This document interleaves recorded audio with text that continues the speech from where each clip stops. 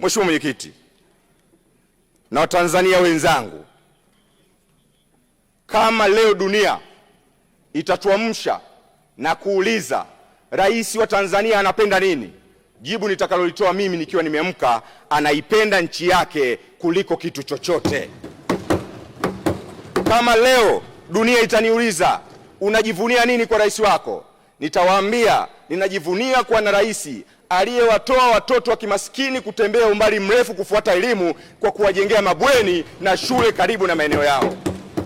Kama dunia itaniuliza kwa nini unamsemea rais wako, nitawaambia ninamsemea rais aliyoiendeleza na kufifua miradi mipya ya kimkakati ambayo ingeweza kukatisha tamaa.